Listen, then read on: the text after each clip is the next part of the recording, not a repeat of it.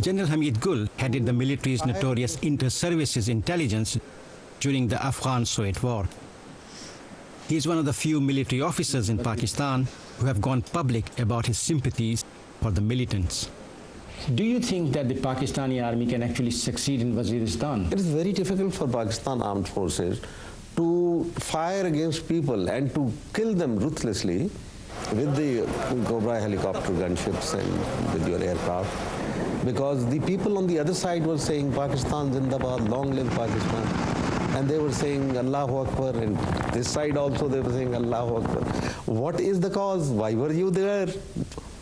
Why were you killing these people? They're your own people. It's very difficult to kill your own people, particularly when you know that it's being done under pall of fear and it is being dictated to you by an external force which is not your friend. So in that situation it becomes very difficult. You can't win. It is unwinnable. Why do you say extremist? I mean, there is nothing extremist in Islam. Ask any Pakistani. I don't know about you, but if I were to ask you honestly, I would say, put your hand on your heart and say, should the Americans win in Afghanistan? Or should they lose? What would be your answer? Does their losing actually mean a win for Taliban? Not necessarily. Win for Afghan nation. Win for the spirit of freedom. Win for Islam. Because they say it's an ideological conflict. So win for Islam. I must admit I found Hamid Gul's views very disturbing. He has a very romantic notion of the Taliban and a totally monolithic and rigid view of Islam. As head of the military's intelligence, I think he must have had many officers under his command who would be influenced by him. And I wonder how many current officers also share his views.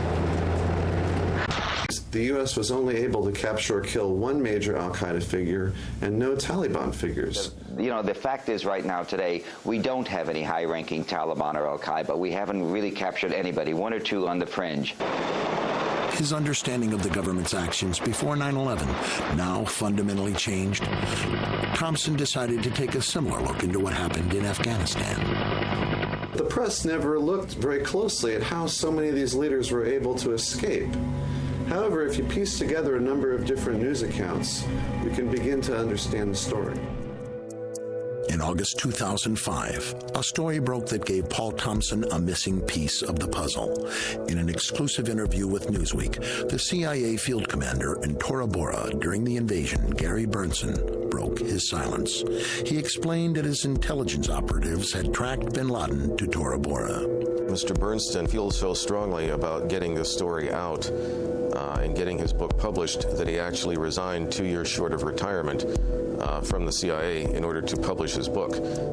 At the time of this interview, he was required to speak through his attorney until the CIA cleared his book for publication.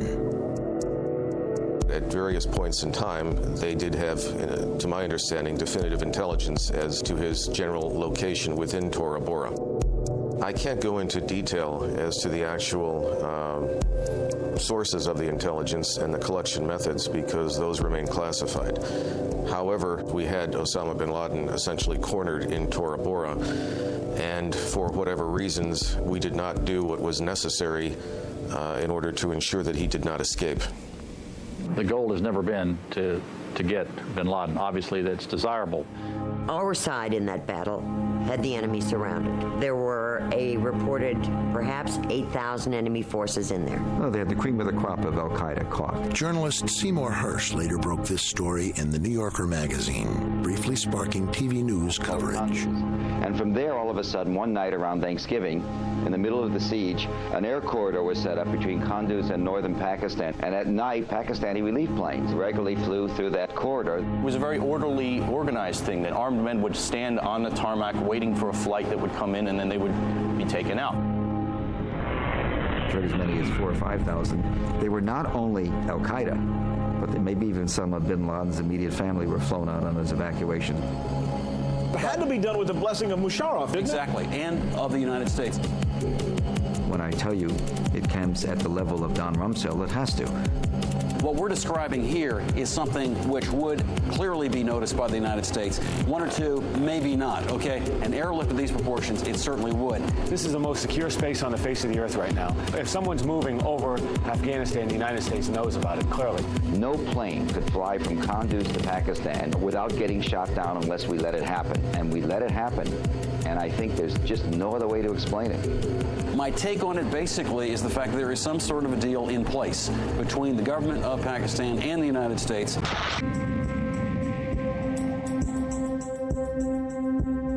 I'm not suggesting from this that Pakistan is the quote-unquote solution to 9/11, because it's not.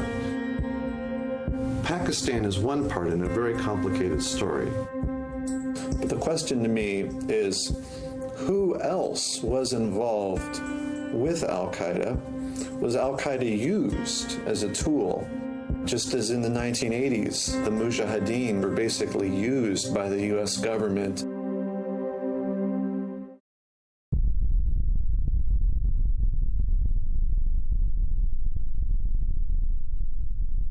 The biggest crime in American history, orchestrated by Osama bin Laden with funds from the bin Laden and Saudi royal families, plane loads of whom were given special dispensation to leave the U.S. almost immediately afterwards, essentially with no interviews to determine what they might know. No, they just got up and left. The FBI is not been allowed to put Saudis on a terrorism list up until September 11th. They were not allowed to ask these people any questions. 15 of the 19 hijackers had been Saudi nationals.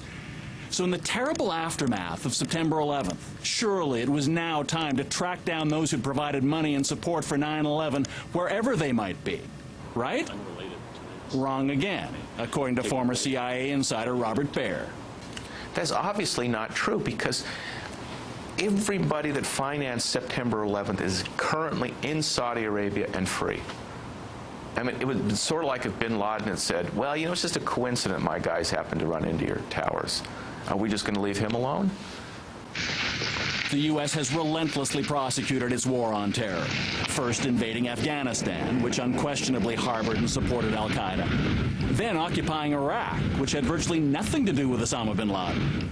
But despite all their with us or against us rhetoric, the U.S. has given Saudi Arabia, which spawned the mastermind, the manpower, and the money for 9/11, a free pass. The CIA, for example, ignored intelligence about the hijackers gathered by a number of foreign countries before and after September 11th.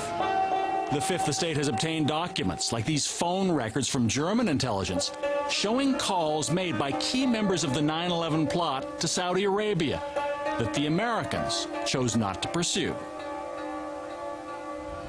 And nowhere was that attitude more obvious than in the report of the congressional investigation into the September 11th attacks. The hearings on Capitol Hill began several months after 9/11, focusing on what U.S. intelligence agencies knew or should have known. Eleanor Hill was the committee's chief investigator. In the fall of 1998, the intelligence community received information concerning a bin Laden plot involving aircraft. The much-anticipated report was more than 800 pages long. But since it was released, most of the attention has focused on 28 of those pages. One chapter that is almost completely redacted, ordered classified by the White House, and blacked out to the public.